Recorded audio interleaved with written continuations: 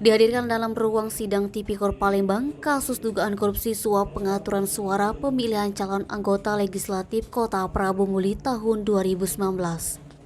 Dalam persidangan yang digelar Senin 11 Juli, selain Bambang Haryadi, Jaksa Penuntut Umum Kejari Prabu Muli dikomandoi Ajas Rakarya SHMH, juga menghadirkan dua saksi lainnya, yaitu Doni dan Izhar.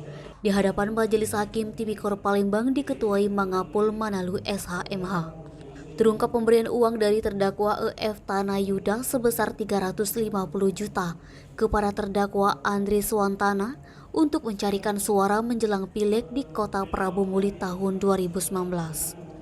Di persidangan, saksi Bambang Haryadi menceritakan bahwa uang itu diberikan kepada terdakwa Andri Swantana melalui adik kandungnya saksi bernama Doni di dalam kompleks Pertamina Prabu Muli. Dari total 350 juta yang diberikan, 20 juta sebagai uang operasional karena telah mengantarkan uang dari EF Tanah Yuda untuk membeli 20.000 suara di Kota Prabu Muli.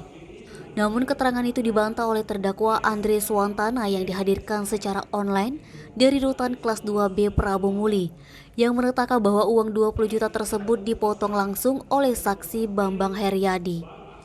Di persidangan juga terjadi adu argumen antara terdakwa EF Tanah Yuda dengan saksi sesama rekan caleg Bambang Haryadi. Perihal apabila terdakwa Tanah Yuda lolos, saksi Tanah Yuda meminta untuk dijadikan tim ahli dan kendaraan operasional. Usai mendengarkan keterangan saksi, Majelis Hakim kembali akan menggelar sidang pada Senin pekan depan dengan agenda mendengarkan keterangan ahli pidana yang dihadirkan oleh JPU Kejari Prabu Muli. Fadli, Sumeko TV melaporkan.